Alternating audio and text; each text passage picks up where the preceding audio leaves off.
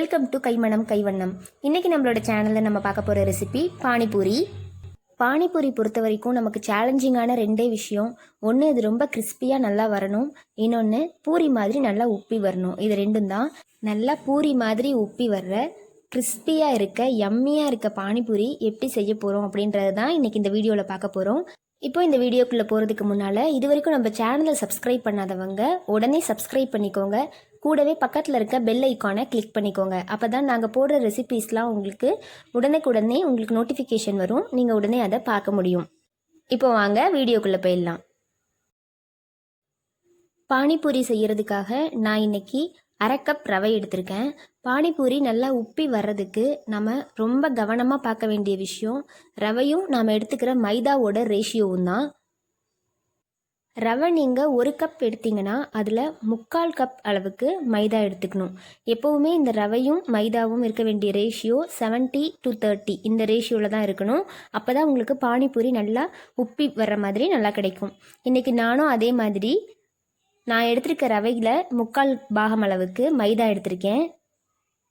ரவை அதிகமாகவும் மைதா கம்மியாகவும் நீங்கள் எடுத்துக்கிட்டிங்கன்னா உங்களுக்கு ஈஸியாக தேய்க்க வராது, ரொம்ப ரஃப்பாக இருக்கும் இந்த சப்பாத்தி கட்டில் வச்சு தேய்க்கும் போது. ஸோ நீங்கள் அது கரெக்டாக பார்த்து எடுத்துக்கணும். இப்போ இதில் 3 டேபிள் ஸ்பூன் அளவுக்கு நான் எண்ணெய் சேர்த்துருக்கேன். இது சூடான எண்ணெயெல்லாம் கிடையாது, நார்மல் ஆயில் தான். இதை நல்லா சேர்த்துட்டு இதை நம்ம இப்போ நல்லா பெசரி எடுத்துக்க போகிறோம். இதை நம்ம சப்பாத்தி கட்டியில் வச்சு தான் தேய்க்க போகிறோம். அதனால் நீங்கள் இதை ஒரு சப்பாத்தி மாவு பதத்துக்கு பிசைஞ்சு எடுத்துக்கோங்க. முதல்ல இப்போ நம்ம ஊற்றிருக்க எண்ணெயை வச்சு மட்டுமே ஓரளவு இதெல்லாம் நல்லா ஓரளவு பிசைஞ்சு விட்டுட்டு அதுக்கப்புறமா நீங்கள் இதில் தண்ணி கொஞ்சம் கொஞ்சமாக சேர்த்துக்கணும். தண்ணி ஏன் கொஞ்சம் கொஞ்சமாக சேர்க்கணும் அப்படின்னா, நீங்கள் தண்ணி ஊற்றும் போது ரவை அதை கொஞ்சமாக அப்சர்வ் பண்ணிவிட்டு கொஞ்சம் டைமுக்கு அப்புறம் தான் உங்களுக்கு எக்ஸாக்டாக தண்ணி அதில் எவ்வளோ இருக்குன்றது காமிக்கும். அதனால் ஒரே டைமில் நீங்கள் தண்ணி கம்மியாக இருக்குன்னு நினச்சிட்டு நிறைய ஊற்றிடக்கூடாது. கொஞ்சம் தண்ணி ஊற்றி பிசைஞ்சு எடுத்துகிட்டு நல்லா செக் பண்ணிவிட்டு தண்ணி பத்தலைன்னா மட்டும் ஆட் பண்ணிக்கோங்க. தண்ணி சேர்க்கும் போது சுடு தண்ணி சேர்த்துக்கிட்டிங்கன்னா உங்களுக்கு ரவை சீக்கிரமே நல்லா இலகி ரொம்ப சூப்பராக ரெடி ஆகிடும். அதனால் முடிஞ்ச வரைக்கும் சுடு தண்ணி சேர்த்துக்கோங்க. இப்போ இதை நம்ம நல்லா சப்பாத்தி மாவு பதத்துக்கு பிசைஞ்சு எடுத்துக்குவோம். பாருங்கள், இப்போ நம்ம நல்லா பிசைஞ்சு எடுத்தாச்சு. இது ஒரு 20 நிமிஷத்துக்கு அதை அப்படியே வச்சுடுவோம். இப்போது 20 நிமிஷம் ஆயிடுச்சு. ரொம்ப சாஃப்டான அந்த டோ ரெடி ஆகிடுச்சு நமக்கு. இப்போது இதை நீங்கள் சப்பாத்தி கட்டையில் வச்சு அதை நல்லா தேய்ச்சி எடுத்துக்கோங்க ரவுண்ட் ஷேப்க்கு. அதுக்கப்புறமா நம்ம இதை பானிபூரி ஷேப்க்கு கட் பண்ணுறதுக்காக இன்றைக்கி வீட்டில் இருக்க ஒரு வாட்டர் பாட்டிலோட மூடி தான் நான் யூஸ் பண்ணியிருக்கேன். கட்டர்லாம் எதுவும் இல்லை. ஸோ நார்மலாக நமக்கு வாட்டர் பாட்டிலோட மூடி வச்சு மட்டுமே தான் நான் இதை கட் பண்ணி எடுத்திருக்கேன்.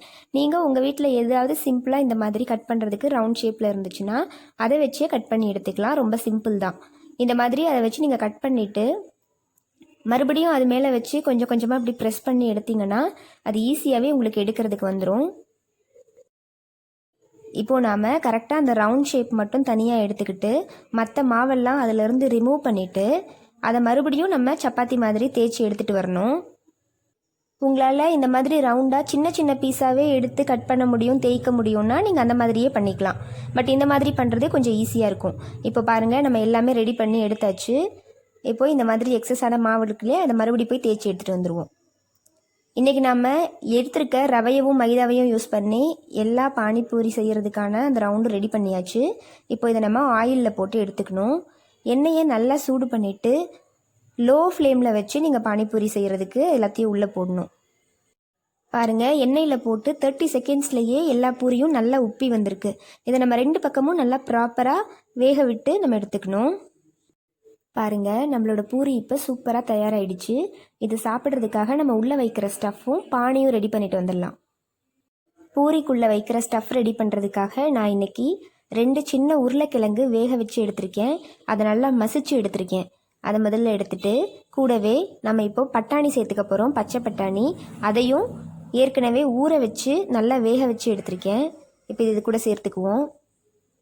இது கூட பொடி பொடியாக நறுக்கின வெங்காயம் நல்லா சின்ன சின்னதாக கட் பண்ணி எடுத்துக்கோங்க. நான் இன்றைக்கி ஒரு பெரிய வெங்காயம் எடுத்திருக்கேன்.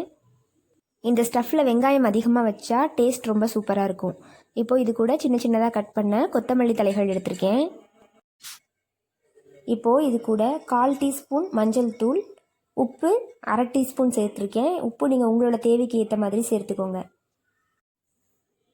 இப்போ இது கூட 1/2 டீஸ்பூன் மிளகாய் தூள் சேர்த்துருக்கேன். நான் இன்றைக்கி ஸ்டஃப் கூட சாட் மசாலா சேர்க்கலை, ஆனால் அதுக்கு பதிலாக பானியில் சேர்த்துருக்கேன். நீங்கள் உங்களுக்கு வேணும்னா நீங்கள் இந்த ஸ்டஃப் கூடயே கொஞ்சம் சாட் மசாலா சேர்த்துக்கலாம். உங்ககிட்ட இல்லைனாலும் பிரச்சனை இல்லை, இந்த மிளகாய் தூளே போதும், அது ஆப்ஷனல் தான். இப்போது நம்ம இது எல்லாத்தையும் நல்லா மிக்ஸ் பண்ணி எடுத்தாச்சு. இப்போ நம்மளோட ஸ்டஃப் ரெடி ஆகிடுச்சு. அடுத்ததாக பானி செய்ய போகிறோம். பானி செய்கிறதுக்காக நான் இன்றைக்கி ஒரு கைப்பிடி அளவு கொத்தமல்லியும் புதினாவும் எடுத்திருக்கேன். கூடவே கொஞ்சமாக புளி எடுத்திருக்கேன். இப்போது இது கூட 3 பச்சை மிளகாய் சேர்த்து இதை அரைச்சி எடுத்துகிட்டு வர போகிறோம். இப்போ நம்ம அரைச்சி எடுத்தாச்சு. இதிலையே கொஞ்சமாக தண்ணி சேர்த்து இதை நல்லா மிக்ஸ் பண்ணிவிட்டு இதை நம்ம வடிகட்டி எடுத்துக்க போகிறோம். இந்த மாதிரி நீங்களும் வடிகட்டி எடுத்துக்கோங்க. அப்போது சரியாக அரைப்படாத அந்த புதினா மல்லிலாம் அதிலேயே தங்கிடும். பாருங்கள், நம்ம இந்த மாதிரி எடுத்தாச்சு. இப்போது இதில் நம்ம மற்ற இன்க்ரீடியன்ட்ஸ்லாம் ஆட் பண்ணிடலாம். முதல்ல 1/2 டீஸ்பூன் மிளகுத்தூள் எடுத்திருக்கேன், அதை இது கூட ஆட் பண்ணிவிட்டு கூடவே 1/4 டீஸ்பூன் அளவுக்கு பெருங்காயத்தூள் எடுத்திருக்கேன். பெருங்காயத்தூள் நல்லா மணமாக சூப்பராக இருக்கும் இதில் போடும்போது. கூடவே தேவையான அளவு உப்பு சேர்த்துக்கோங்க. இப்போது இதில் 1/2 டீஸ்பூன் அளவுக்கு சாட் மசாலா சேர்த்துருக்கேன்.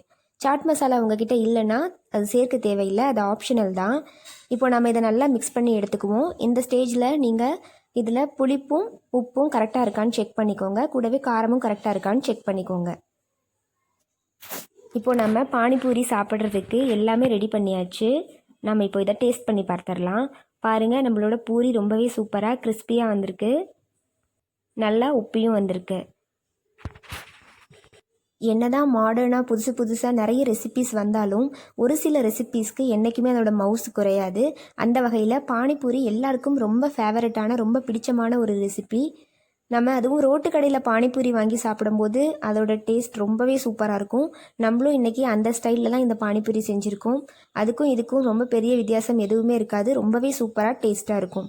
நீங்களும் கண்டிப்பாக இந்த ரெசிபியை உங்களோட வீட்டில் ட்ரை பண்ணி பாருங்கள். உங்களோட ஃபீட்பேக்ஸை எங்களுக்கு கமெண்ட்ஸில் சொல்லுங்கள்.